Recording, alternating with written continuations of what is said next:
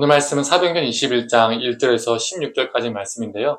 4절에서 14절까지만 읽도록 하겠습니다. 제자들을 찾아 거기서 이래를 머물더니 그 제자들이 성령의 감동으로 바울더러 예루살렘에 들어가지 말라 하더라. 이 여러 날을 지낸 후 우리가 떠나갈새 그들이 다 그 처자와 함께 성문 밖까지 전송하거늘 우리가 바닷가에서 무릎을 꿇어 기도하고 서로 작별한 후 우리는 배에 오르고 그들은 집으로 돌아가니라. 두를 떠나 항해를 다 마치고 돌레마이에 이르러 형제들에게 안부를 묻고 그들과 함께 하루 있다가 이튿날 떠나 가이사랴에 이르러 7집사 중 하나인 전도자 빌립의 집에 들어가서 머무르니라. 그에게 딸 넷이 있으니 처녀로 애원하는 자라. 여러 날 머물러 있더니 아가보라 하는 한 선지자가 유대로부터 내려와 우리에게 와서 바울의 띠를 가져다가 자기 수족을 잡아매고 말하기를 성령이 말씀하시되 예루살렘에서 유대인들이 이같이 이 띠 임자를 결박하여 이방인의 손에 넘겨주리라 하거늘 우리가 그 말을 듣고 그곳 사람들과 더불어 바울에게 예루살렘으로 올라가지 말라 고나니 바울이 대답하되 여러분이 어찌하여 울어 내 마음을 상하게 하느냐. 나는 주 예수의 이름을 위하여 결박당할 뿐 아니라 예루살렘에서 죽을 것도 각오하였노라 하니 그가 고난을 받지 아니하므로 우리가 주의 뜻대로 이루어지이다 하고 그쳤노라. 아멘. 아침 묵상을 들으시는 모든 성도님들에게 하나님의 은혜와 평강의 길을 간절히 소망합니다. 베드로는 밀레도를 떠나서 두로에 도착합니다. 두로에서 예수 믿는 제자들을 만나서 이레를 머물게 되죠. 이때 제자들이 성령의 감동을 받아서 바울에게 예루살렘으로 가지 말 것을 간곡히 부탁합니다. 그러나 바울은 두로를 떠나서 돌레마이를 거쳐 가이사랴에 도착합니다. 예루살렘에 가겠다라는 확고한 의지를 보여준 것이죠. 이 가이사랴에는 7집사 중에 한 명인 빌립이 있었습니다. 이 빌립은 이 가이사랴 교회의 지도자로서 교회를 섬겼던 것 같습니다. 바울은 빌립의 집에서 여러 날을 머물게 됩니다. 그런데 아가보라는 한 선지자가 유대로부터 와서 바울을 방문하게 되죠. 아가보는 바울의 띠를 가져다가 자신의 손과 발을 묶어 보이며 성령님께서 바울이 결박당해 이방인의 손에 넘겨질 것을 알려주셨다라고 애언을 합니다. 이방인의 손에 넘겨진다는 것은 로마의 손에 넘겨진다는 뜻이죠. 그런데 이번에도 동역자들은 바울에게 예루살렘 가는 것을 만류합니다. 그런데 또 이번에 또 바울이 어떻게 합니까? 예루살렘으로 가는 것을 굽히지 않습니다. 어떻게 보면 바울은 고집스러워 보입니다. 한 번도 아니고 두 번. 두루에서도 가이사랴에서도 성령님이 다 개입하셨고 동역자들도 바울을 생각하고 바울을 걱정해서 진심으로 만류하는데도 바울은 듣지 않는 거죠.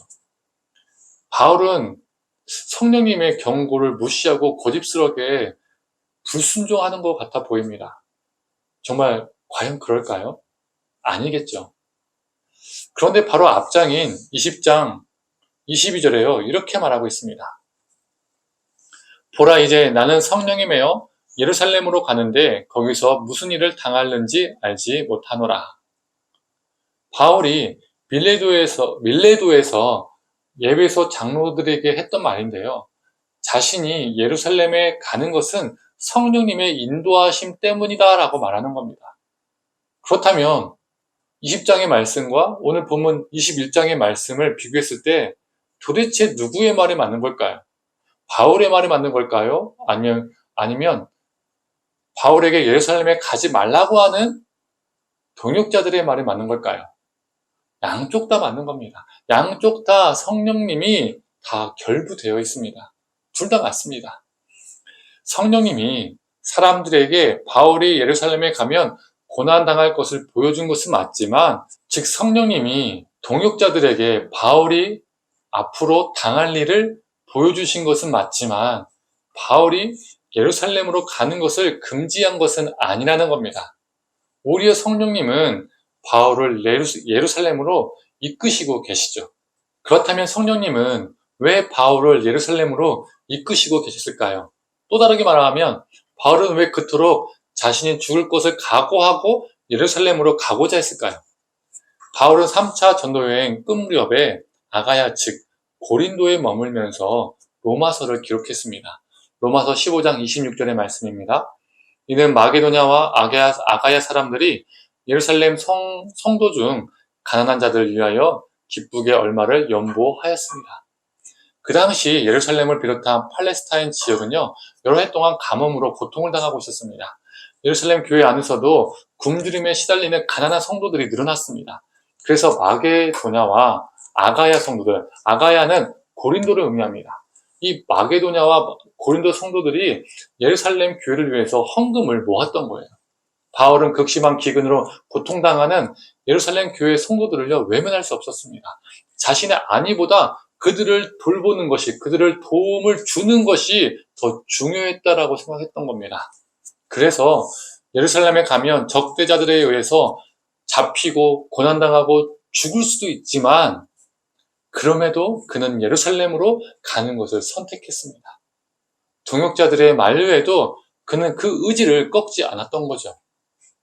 그래서 그는 성령에 매여서 간다라고 20장에 표현하고 있는 겁니다. 그때 동역자들이 어떻게 말하지요? 그가 의지를 꺾지 않자 어떻게 동역자들이 말합니까? 14절에 주의 뜻대로 이루어지이다 라고 동역자들이 말합니다. 그들도 바울이 왜 그토록 예루살렘에 가고자 하는지를 알았던 겁니다. 그래서 더 이상 만류하지 못하고 주님의 뜻만이 이루어지기를 그들은 소망했습니다. 바울에게 주님의 뜻은 예루살렘의 가난한 성도들을 살리는 것이었습니다.